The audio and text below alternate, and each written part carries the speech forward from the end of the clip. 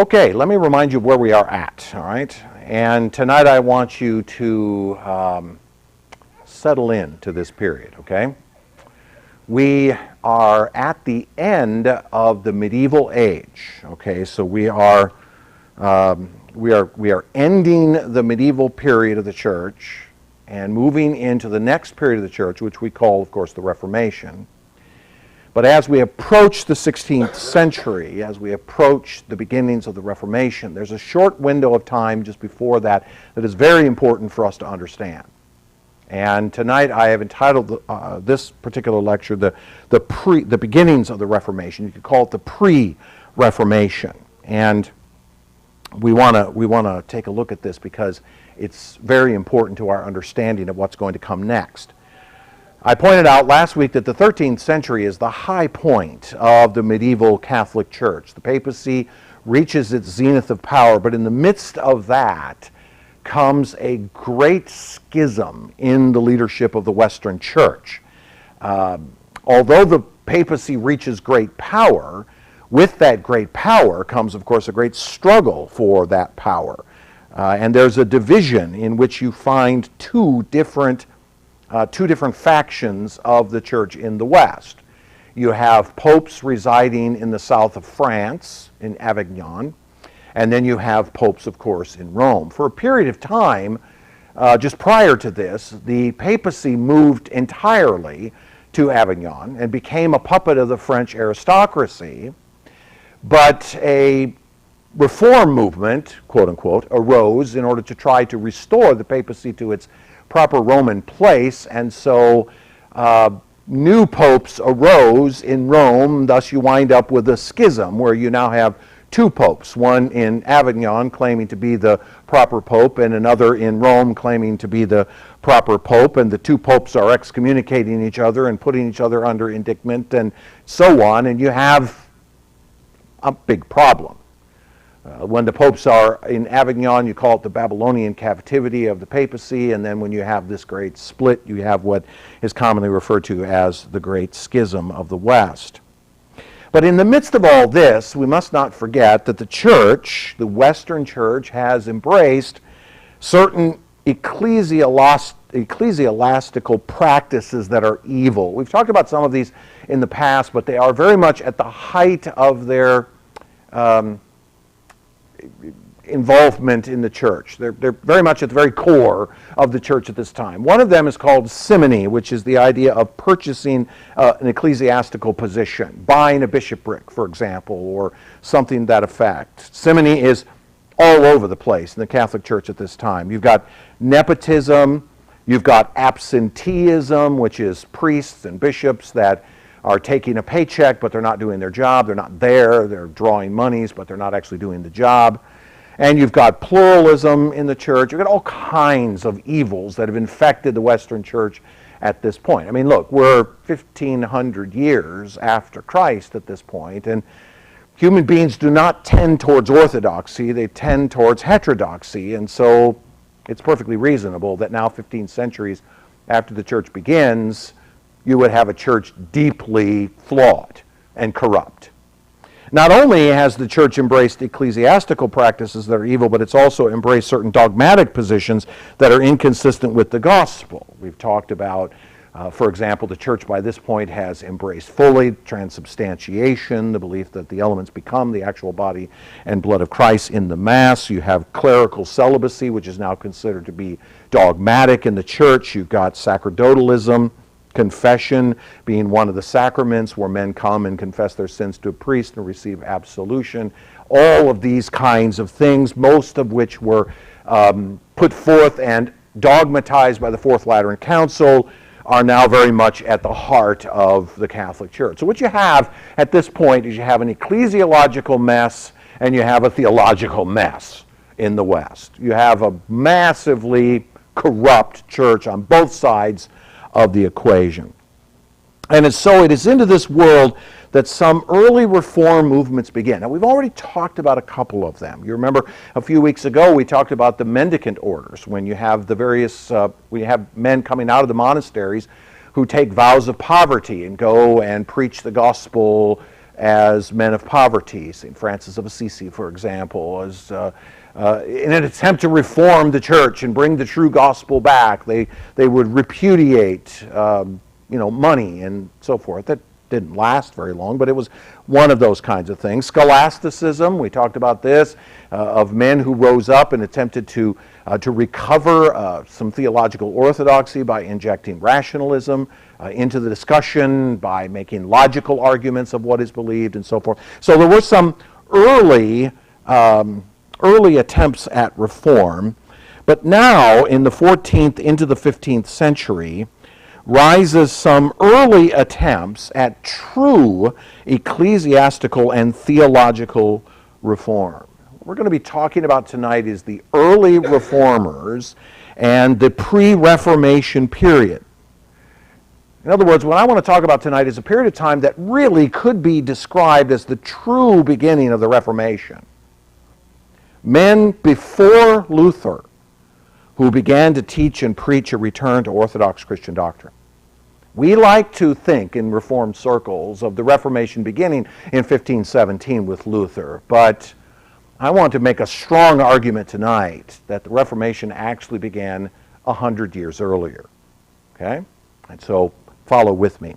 There are three specific things I want to talk about tonight. I want to talk first about a movement, and then I want to talk about two men that are intertwined with this movement, okay? And this movement is called the conciliar movement, C-O-N-C-I-L-I-A-R. Comes out of the word conciliation, the conciliar movement. Now, during the Babylonian captivity, when the popes were only in Avignon, they had abandoned Rome and gone to the south of France, and in the subsequent Great Schism, when you had two rival popes together, the world sat there and said, how do we solve this?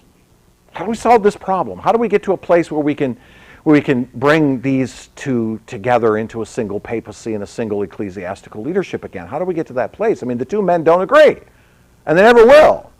So how do we do that? And so there were many who hoped that the church would be able to do what it had done in the early years of the church, particularly during the imperial church, of resolving conflicts in the church by calling a council, an ecumenical council in which bishops from all over the church, from every aspect of the church, would come together and put their heads together and come up with a way of solving this particular issue. You know, like Nicaea and Constantinople, when they had to deal with the issues of the nature of God, and then in Constantinople dealing with the nature of Christ. Is he fully God? Is he fully man? How does that work? Etc.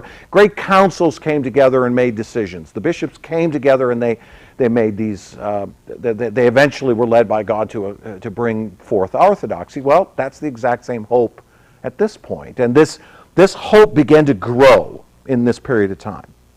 Since the popes themselves couldn't solve the issue, maybe a council from the whole church could gather to sort out the issue and bring leadership back to stability and singleness. So the conciliar movement was born. There was during the late 14th and early 15th centuries a rising belief within the church in the West that it was time to reconcile the leadership, to use conciliation. Conciliation is the dispute resolution process by which you use a conciliator, someone who acts as a go-between between two parties to formulate a single solution to their two opposite demands. Okay, very much like Christ being a mediator between us and God. He is holy, we are absolutely unholy. Christ becomes a mediator between the two of us. That's the same basic idea. That's the same picture. Can we bring a conciliation together? Can we bring a council together? It was built around the belief, the rising belief in this day, that the universal church held authority over the Pope, not the other way around. The popes themselves, of course, believed that they had absolute authority not only over the church and over its ecclesiastical hierarchy, but many of them even over the emperors in the various places in the rising nationalism that was coming up in Europe at the time. They actually believed that they were in charge and that they could control these men. They did in many cases, as we pointed out last week. But there was a rising movement in this period of time to come to believe that, no, the Pope answers to the church, not the other way around. The church is ultimately authority of Christ on earth, not the Pope himself. The belief was that the popes needed to submit themselves to a council that would settle the dispute and bring healing and restoration to the leadership. Now, you will notice that this is an important Reformation tenet, is it not? This will become key to the Reformation with a capital R that will start through this period of time. That a key tenet is that the church is the universal authority, not the Pope. Probably the best example I could give you is to go read the 1689 Confession, the original Baptist Confession, and you will see that there's a number of cases where the divines writing that confession will call out the Pope for being in error. And they will stand and say he is not in charge of the church. And there's a number of cases in there where they will particularly repudiate the authority of the Pope. It's beginning already here. 100 years, in this case, almost 200 years earlier, there's already a movement rising up in the West to see the church as being more important than the Pope. The belief that a singular ecclesiastical leader cannot, by definition, be the head of the universal church of Christ. Only Christ can be head of the church. That's fundamental, right? It's fundamental to Pauline theology. Therefore, it must be fundamental to the church. It's completely upside down by this point, 15 centuries in. But nonetheless, it is starting to rise back up again. So you're already starting to smell the flowers of Reformation beginning at this time. They're already starting to bud, and you're seeing them come. Now, obviously the question becomes, who can call this council? Okay, so if there's a council that needs to be called, who can call it? I mean, after all, if one side calls the council, how's the other side going to react to whatever decision it makes? Well, it's going to say, I'm sorry, the council's invalid because we didn't call it. They called it, and they're not qualified because we're the true pope over here, or I'm the true pope over here, and so only I can call a council, so they're council. So this is the problem. But here's what ultimately happened. Right about the turn of the 15th century, as you cross into the 1400s, the cardinals, and by the way, by this time, leading bishops in the church were starting to be called cardinals. Okay, that term appears, we're not exactly sure from where, and it's almost as though it appears out of nowhere. These bishops who start to become the most premier bishops in the church, the cardinals, gather together from both sides and issue a joint call to a great council. And this first great council is called to be held in the city of Pisa in Italy in 1409. So you'll see right about the beginning of the 15th century. Now, in response to Pisa, or the cardinals from both sides calling this council, of course, both popes decided immediately to call their own council. All right, so they decided, nope, not going to go to that one, but we'll call our own. So the guy in Avignon calls his, and the guy in Rome calls his. Well, nobody showed up at the two rival councils, and so that pretty much disappeared. The council that was called then, which met at Pisa in 1409, its first problem is, okay, which of these two men is the valid successor of Peter? Who is the valid vicar of Christ for the church at this point? That's obviously the fundamental question. How do you solve that problem? The simple answer is neither. And so the council immediately deposed both popes, declared both of them to be no longer valid, and elected one of their own. They elected Alexander V to become the singular pope, replacing both of their rivals. So their first and primary action was to immediately declare that both popes were invalid. Here's the right guy. We've elected Alexander V. He now represents the universal Catholic Church. All right. Now, the council then took some measures against simony and other evils that didn't get very far, and then it adjourned shortly thereafter. So its fundamental intention was to solve the schism by coming together, declaring both popes to be invalid and to raise another. Okay. What is the result of that? Now you have 3 popes. Okay? So the Council of Pisa didn't make it any better. They actually made it worse, because the 2 men who believed they were the rightful heir to the papacy both obviously shunned Alexander V, and so now you have 3 popes. But because this conciliar movement was having profound effects on the thinking in Europe, most of the nobility in Europe actually embraced Alexander V as the true pope. Most of the nobility in Europe realized that this schism cannot go on forever, and many of them, with wiser heads prevailing, decided, you know what, we should embrace the new guy that's been put. And so the 2 rival popes found themselves with little support after this council. They still had enough support to continue in their positions, but it was clearly waning through time. The problem comes when Alexander V dies, and he dies less than a year after he is elected to the position. And the cardinals then of the council, by the way, the council adjourned, but it rejoined itself, elected after that a man by the name of, or who took the name John the 23rd. Now, at this particular time, as you know, the 100 Years' War was going on, and there was a great deal of turmoil going on in Europe. And so John the 23rd, with great political turmoil all swirling all around him, he was forced to flee to Germany under the protection of Emperor Sigismund. And that's where he was. Now, just as an aside, some who may be familiar with someone who may be familiar with the history of the 20th century may be surprised when I say that there was a pope by the name of John the 23rd. And the reason why is because there was another John the 23rd elected in 1958. He was pope when I was born in 1960. He died in 1963. He is the pope who called what is commonly referred to as the Second Vatican Council. You may be familiar with the Second Vatican Council. One of the chief things that happened at the Second Vatican Council was they decided that the Mass no longer needed to be in Latin, and that the priest didn't have to face away from the congregation anymore. He could speak in the vernacular of the people to the people. That was a significant change in the Mass, which I grew up under. I was only 3 years old when it occurred, but as I grew into my teenage years, I was only familiar with the Mass in English. It was John the 23rd who had invoked this particular council.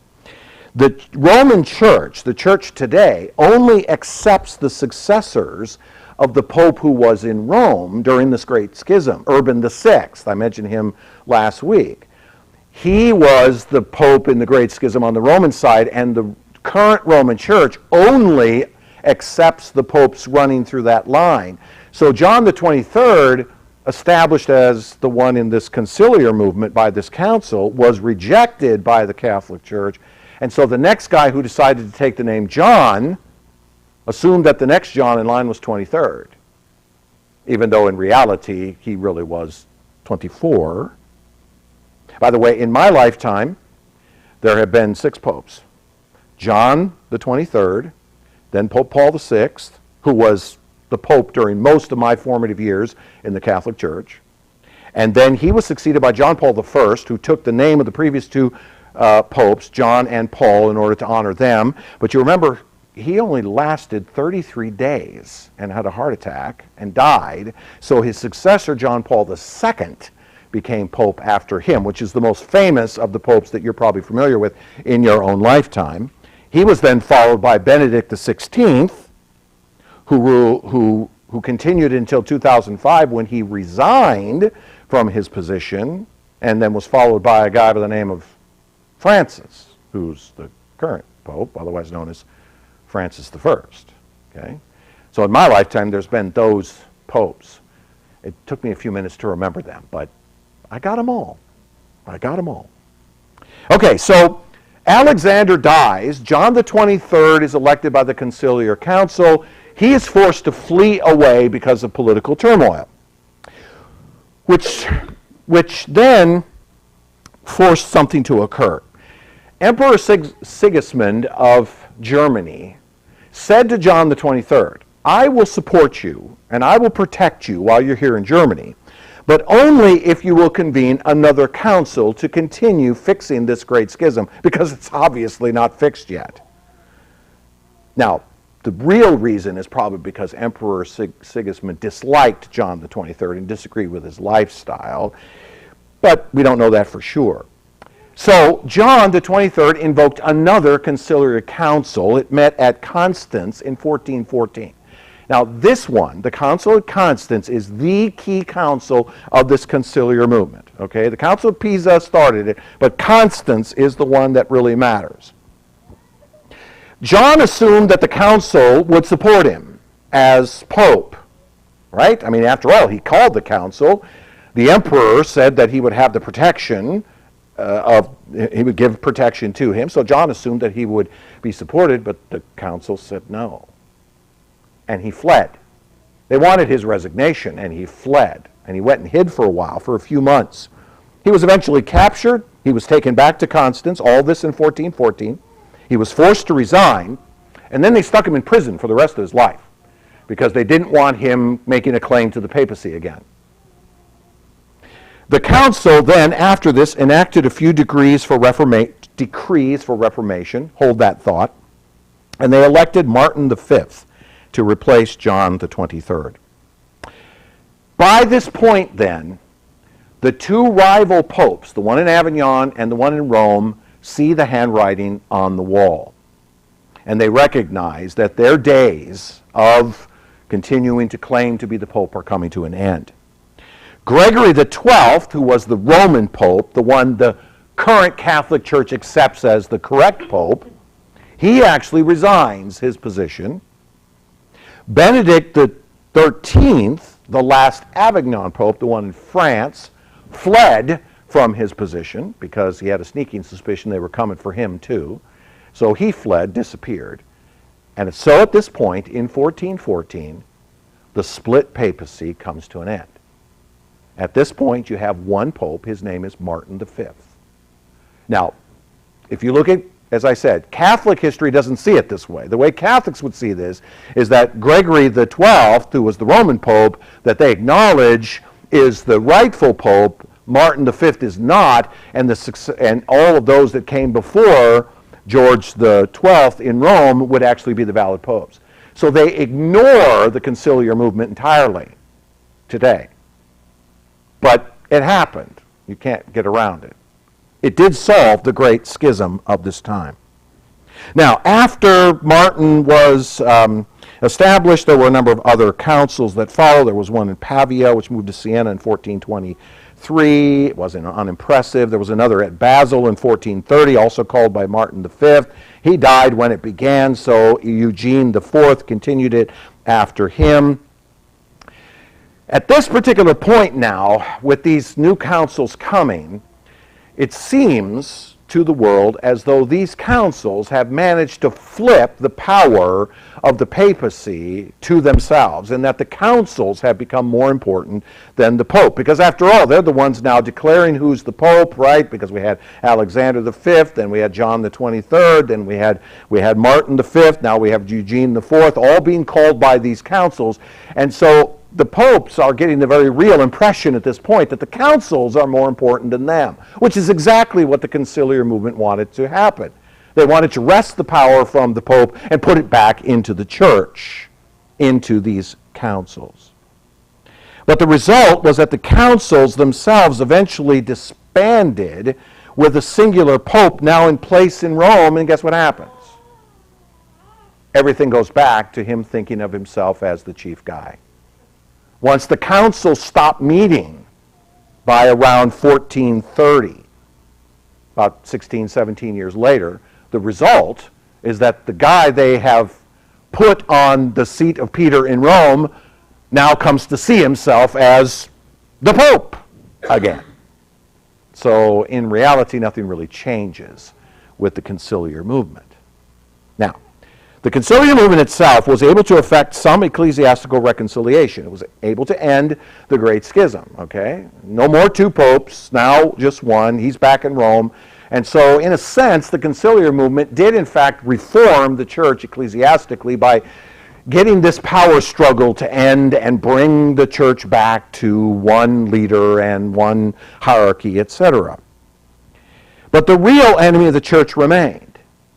The real enemy is its doctrinal error flowing out of this ecclesiastical structure. Yes, it may be true that the Great Schism ends, and now we have only one pope sitting on the throne, or sitting on the seat of Peter, but the doctrinal issues that the pope embraces and the traditions of the church have not changed.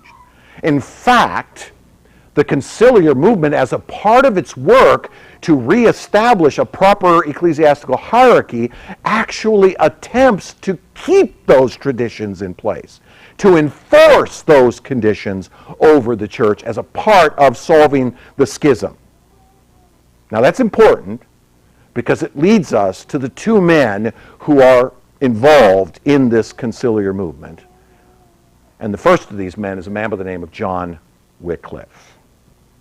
John Wycliffe lived from 1330 to 1384. Now, if you notice those dates, 1330 to 1384, this is before the conciliar movement, okay? This is before the days of this movement, because remember, the conciliar movement was really around the end of the 15th century as you get into the 16th century, and so he's living 70 years earlier than that, 70 to 80 years earlier than that. But he's important in the midst of this conciliar movement. Now, we don't know much about his early years. He is named after the Yorkshire village from which he was born. Wycliffe-on-Tees was the name of the village. He lived during the Avignon papacy. In other words, he lived during the Babylonian captivity. He lived during the days when there were only popes in France, even before a new pope arose in Rome and caused the Great Schism. So he's living early in all of this controversy. Wycliffe studied at Oxford. He went to Oxford at the age of 15 in 1345. He was famous for his logic, but he had no sense of humor.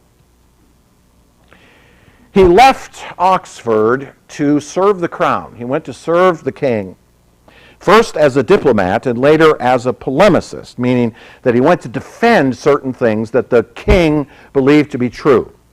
Okay, keep that in mind. In 1362, while he was at Oxford, English became the language of the courts. Up until that time, Norman French was spoken in the courts. So the king and his court spoke Norman French. You remember, there was always a close relationship between the English and the French. There was, where are we at? We're in the middle of the 100 Years' War, right? Okay, between the English and the French. And so the English language became the language of the courts. It had already become the vernacular language of the people. But it's now being embraced by the courts themselves. And so it's becoming the official language of England at this time, all right? So it's important that you keep that in mind. While Wycliffe was alive, he penned two works on the limits of lordship. Okay, remember I said he was a polemist. He argued for positions. That's what polemists do. He wrote two works, one called On Divine Dominion and the other on Civil Dominion. You can see where the two works go. On Divine Dominion is going to have to do with ecclesiastical offices in terms of what they can control and do, and on Civil Dominion, what the king and his courts can do. And so Wycliffe writes on these two issues. These works were instrumental in helping the English authorities, the English courts, to deal with papal influence. Because there was a great deal of rejection against the Pope being in charge of the English Empire and telling the king what to do. Okay, you will notice how this all feeds together. There's a movement going on in the world at this time that the Pope's power needs to be limited, because up until this time his power had been almost unlimited. He could tell any king anywhere what to do under threat of excommunication and hell, literally. and that king would be forced to obey him in order to not find himself in hell. And so these popes were wielding enormous authority.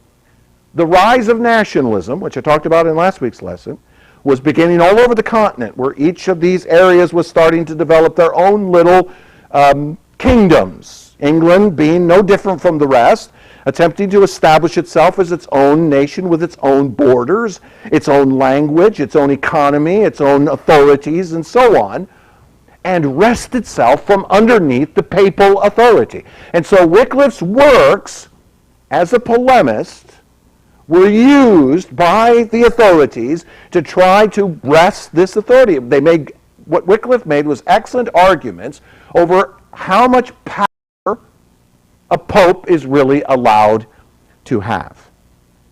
Specifically, what Wycliffe argued in his works is that all legitimate dominion comes from God, and only from God, and is pictured primarily in serving others. Not in being served, but in serving others. And Wycliffe appealed to Christ as the example, who came not to be served, but to serve. In other words, Wycliffe argued that any ecclesiastical authority, say a church like the Catholic Church, that imposed taxes for its own benefit or extends its power beyond the spiritual realm is illegitimate. It is not the true church. Civil authorities that press too far are also illegitimate. On civil dominion, on divine dominion. Now, he was given the reward for his help of the civil authorities in dealing with Rome. He was given, as a reward, the parish of Lutterworth, which he pastored until his death. The city of Lutterworth. He was given the parish. He was given the bishopric, if you will, to preach in Lutterworth, and he stayed there until his death. By the way, that would haunt him, that he was given that as a reward. Okay, hold that thought. Now, as he was preaching in Lutterworth, Wycliffe grew even more radical in his view of authority. When I say radical, it ain't radical from our perspective, but it was from that particular day. He argued that the true church is not the Pope and his hierarchy, but the invisible body of those who are predestined to salvation. Where do you think he got that from? He got that from Augustine. He was a fan of Augustine's writings, and as he read Augustine, he found this idea to be the case. The fruits of the elect demonstrate who they are. We know who the elect are by virtue of how they act. And because so many of the church leaders act the way they do, they clearly are reprobate. Wycliffe also argued, not only did he argue that the entire true church is not the Pope, but just the elect, he also argued that Scripture is the possession of the church, and only the church can interpret the Bible correctly. Now, what he means by that is not what Catholics mean today. What Catholics mean today is, that's right, the church is the repository of Scripture, and only the church can interpret it. No, because Wycliffe's definition of the church was not the ecclesiastical hierarchy, but the elect, the people. So Wycliffe says it's not the official church that owns the Bible, but it's the invisible church that owns the Bible. It's the people who own the Bible. Which is what precipitated Wycliffe to begin translating the Latin Vulgate into English. Because what he wanted to do was give the Bible back to the people. By the 15th century, no one could read Latin except the priests, and them not even all. Many of them were incapable of even reading the Latin Vulgate themselves. Latin by the 15th century was a dead language. And so what you have is you have a Bible that nobody can read, including even the priests themselves in many cases who can't read it. And so what did Wycliffe do? He set about, with his Oxford-trained education, and remember, Latin was the language of education, and so much of the education that he had learned had been in Latin, and so he was able to take out a Latin Vulgate and begin to translate it into English, which is why the Wycliffe Bible Society is based on his work. Because he began. He didn't finish it, unfortunately. He died before it was finished, but his followers, his successors, did finish it. If the Bible belonged to the true church, then it needed to be readable by the true church. Wycliffe was most controversial, however, in his understanding of the Lord's Supper. He wrote a tract called On the Eucharist, and in it he rejected transubstantiation as the denial, now get this, as a denial of the incarnation. One of the best arguments I've ever heard against transubstantiation is this one. When God joined with humanity, the humanity was not destroyed.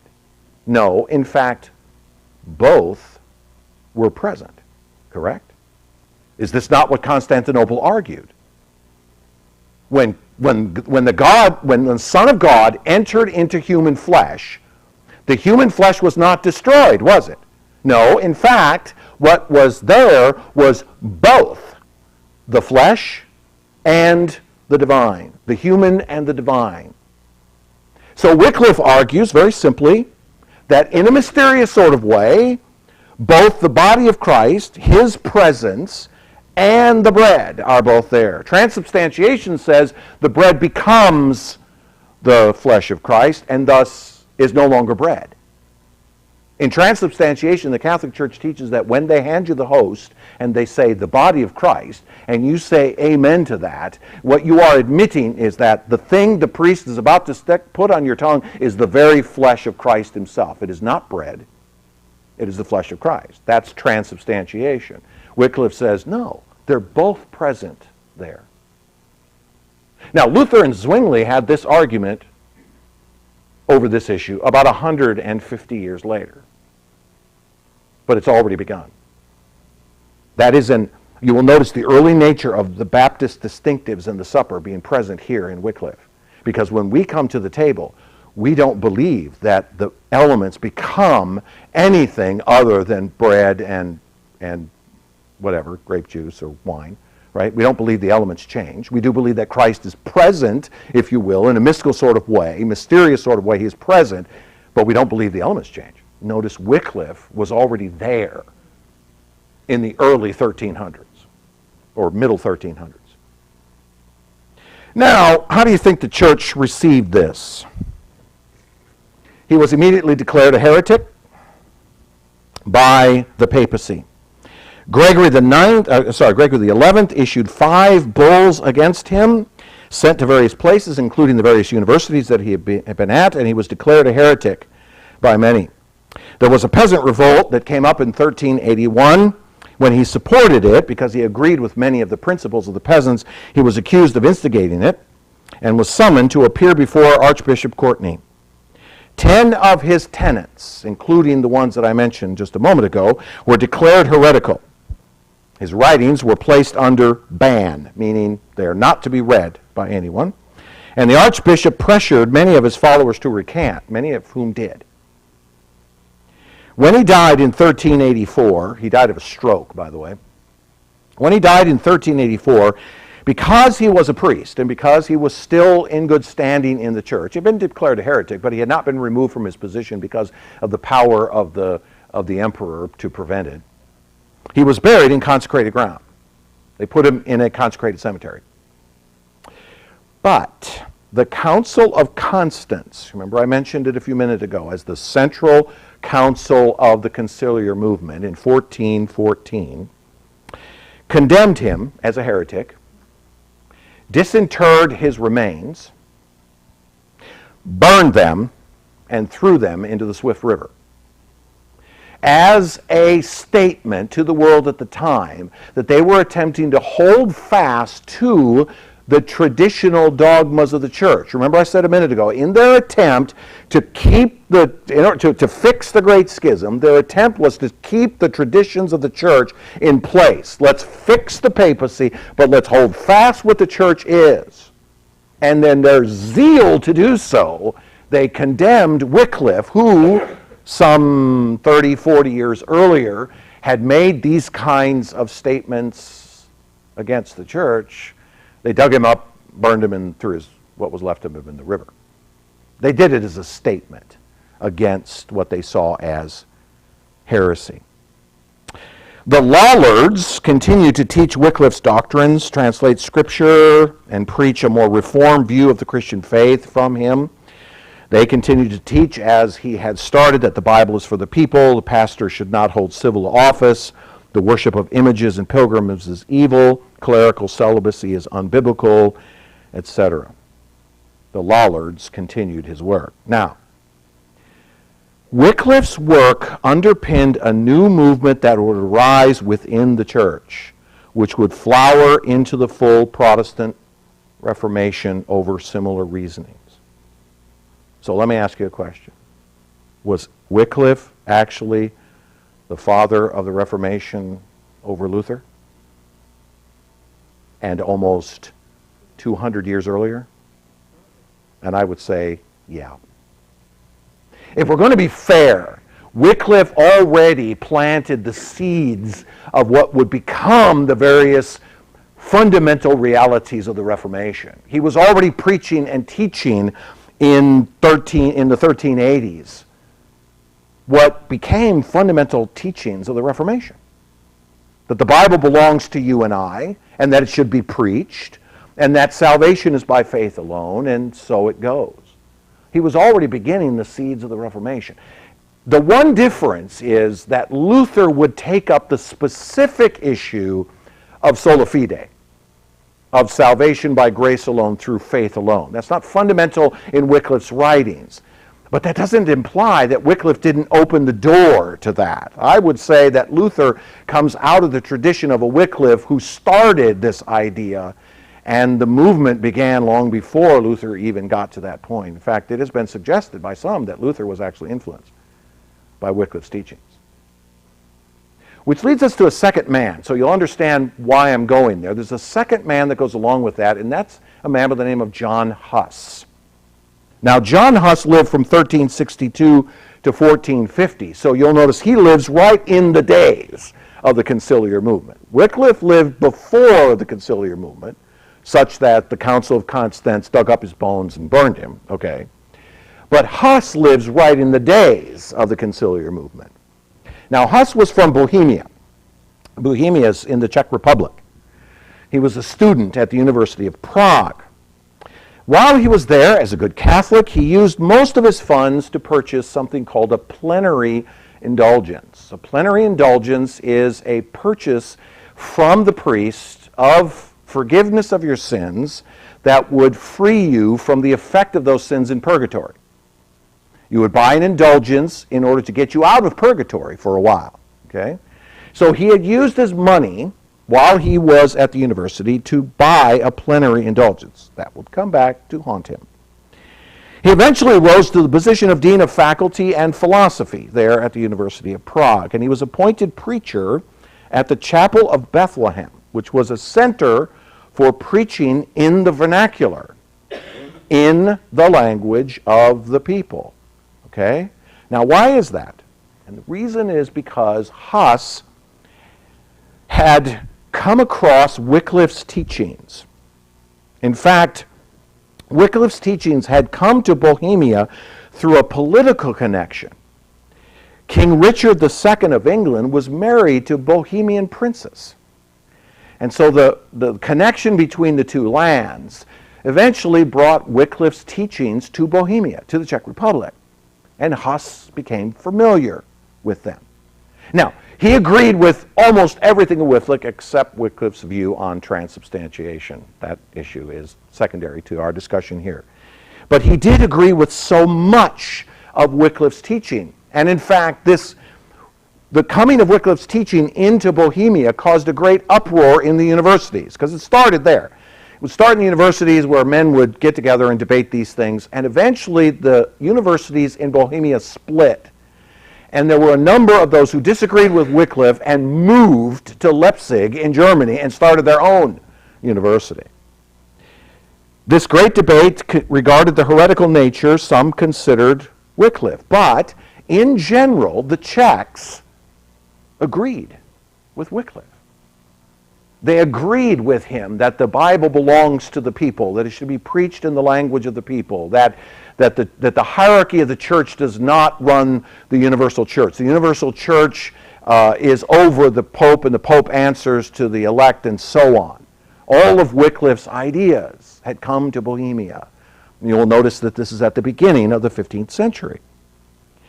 So Huss's early preaching in this chapel for preaching in the vernacular, which is how it came to be that way, Wycliffe's teachings that the Bible should be present in the language of the people influenced this particular chapel that Huss had been sent to, and so he began to preach there in the vernacular of the people.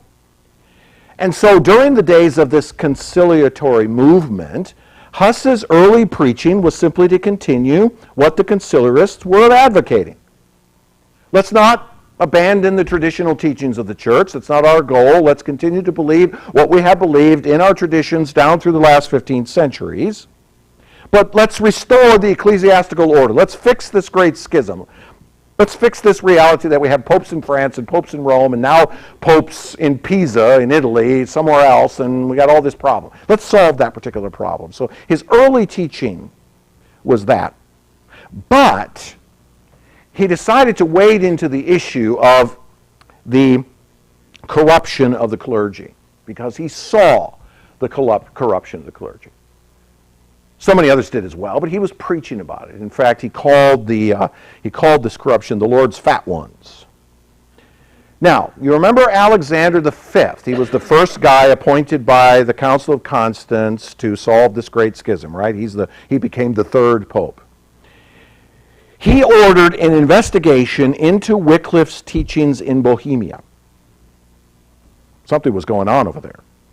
I mean, some guy named Wycliffe out of England was teaching the people of Bohemia of what they're supposed to believe. I mean, you know, how there's a new way of believing about the teachings of the church. I mean, we burned the guy and told everybody that he's a heretic, but he's still having influence in Bohemia. And so Alexander set about to have this investigated. And as part of that, he issued a decree that preaching could only be done in cathedrals, parish churches, and monasteries.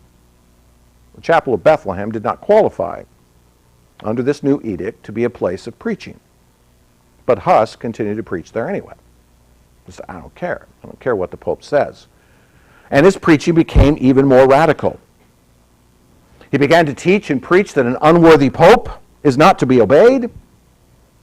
And by the way, I think he pretty much looked at John the 23rd and his successors as being unworthy, okay, along with the popes in Avignon and in Rome before the Great Schism. He said and began to preach, like Wycliffe, that the Bible is the final authority by which the Pope is to rule and the people are to be judged. It's not people are to be judged based on the traditions of the church and what the church teaches, but rather upon what the Bible teaches. And he realized that selling indulgences was evil. You remember I told you earlier that he had bought one, a plenary indulgence.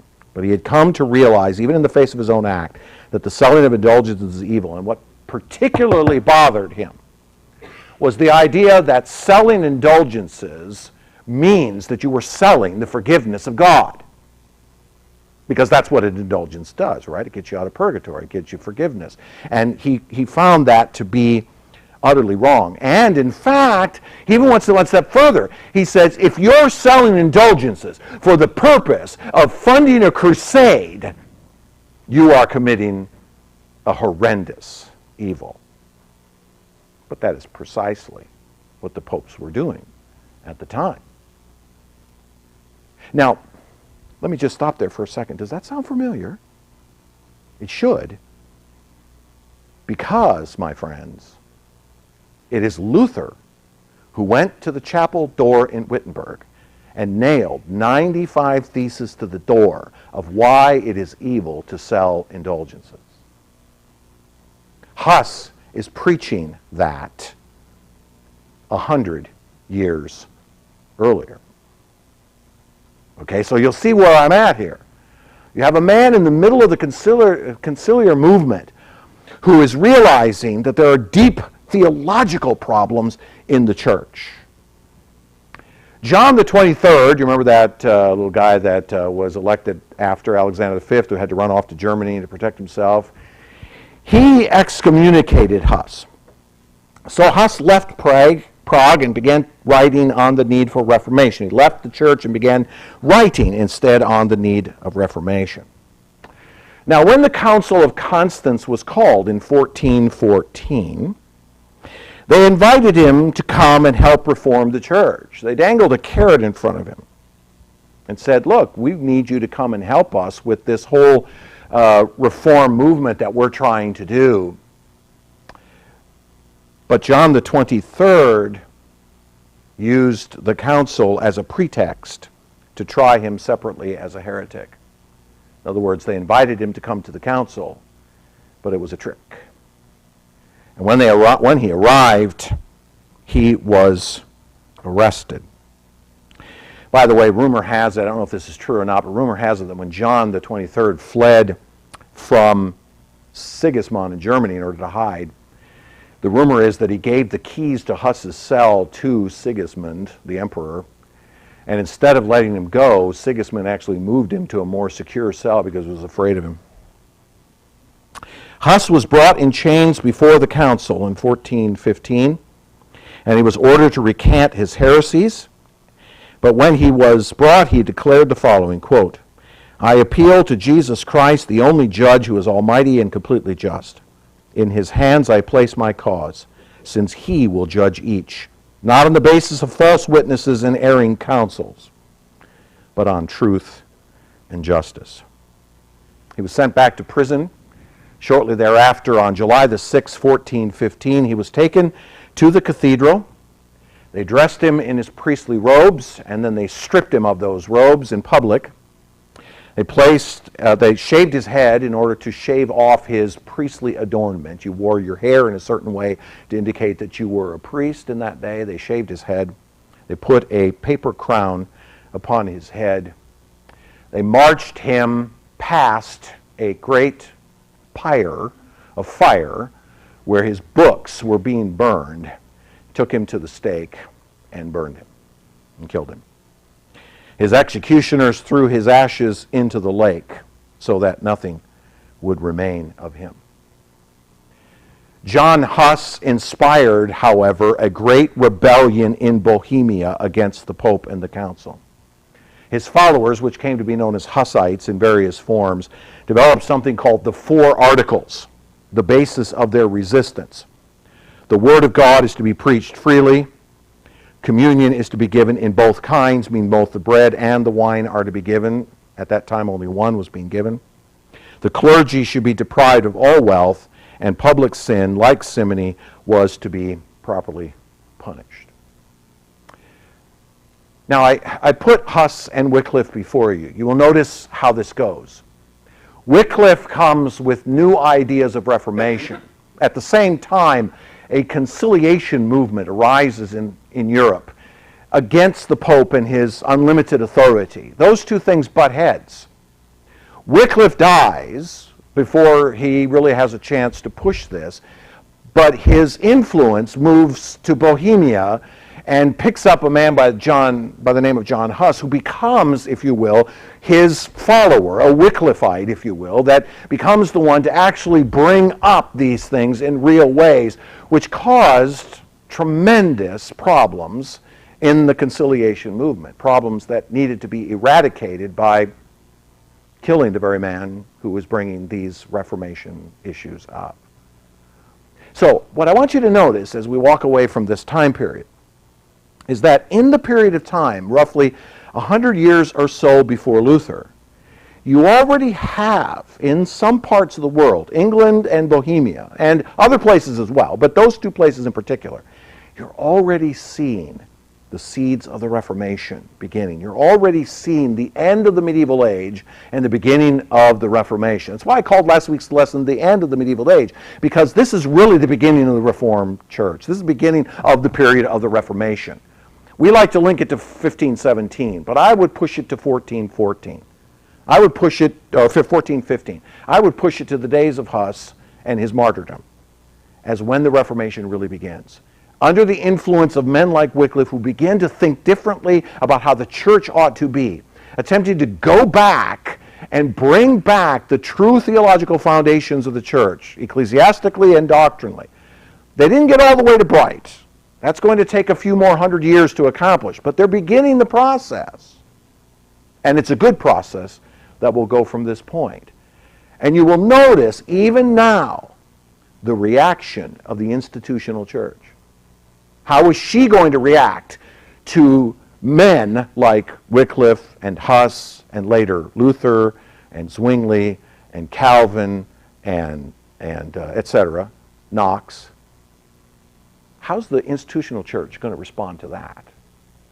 And you know that there's going to be a great tug of war in all of this as men try to stand up and restore the church to what she's supposed to be. So what you have in this little period of time is what I consider to be the seeds of the Reformation. And a very important time. It would be nice if more of our people knew who Wycliffe and Huss really were. So I hope tonight I've given you an introduction to them in the hope that that may spark you reading a bit more about their lives to see how really important they are to us as Reformed people. Do you have any questions? They're well into the 17th century. Yeah, we're talking about the late 1600s. I mean, think about the founding of Jamestown Colony, for example, in the 1600s. That's when you're talking about the Puritans. But their influence is coming out of here, absolutely. The Church of? I don't know. I don't know. It's possible. I just didn't. There's so much more that could be read about Huss. I brought you a very short biography. It's possible there's more to it than that. You could very well be right. Yeah. My job tonight wasn't to try to get you all the fingers that would go out from Huss from this point. My job was just sort of introduce you to the man. It was really what I was trying to do. This is not really a related thing, but how is that whole numbering system of John the 23rd and You followed in the footsteps of the man that you took the name from before. So if you took John, you went back and looked, okay, who was the last John? Okay, that was John the 22nd, so I'm going to be John the 23rd. So Benedict took the name. So it's not a name that they were born with. No. What, they're born with an actual name, and then they take a name as their papal name. So Francis has an actual birth name. I don't even remember what it is. Ratzinger is the last name of Benedict the 16th. I do remember that. But most of them have Italian names that you can't pronounce anyways. Yeah, but the answer to your question, the official answer to your question is, when you decide to take a papal name, then you go back and look to see who the last guy was. And again, the Catholic Church keeps a succession, right? And you go back and look. John Paul the 731st? No, John Paul would be first because there was no previous pope named John Paul. So John Paul was the first guy to be named John Paul. In fact, he was the first pope to take a double name.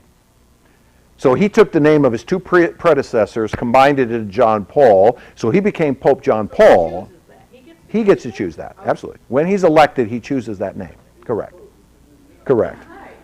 John Paul II took John Paul as the name because he took it in honor of the man that he followed, who only lived 33 days, and he was then known as John Paul II.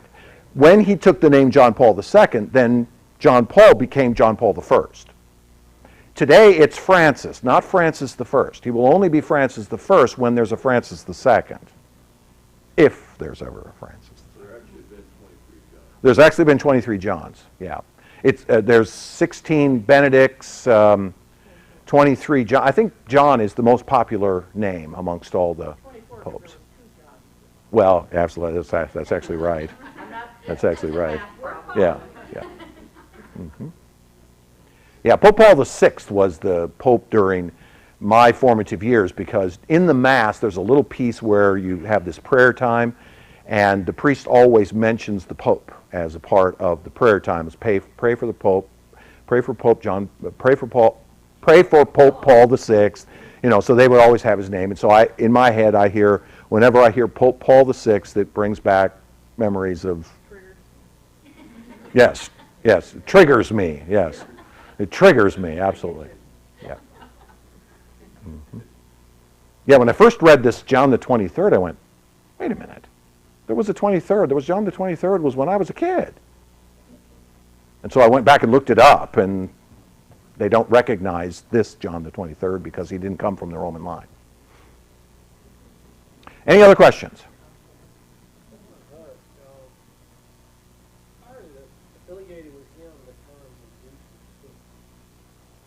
I don't know that.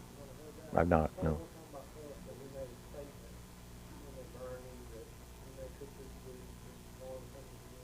Oh, I'm not familiar with that quote. Okay.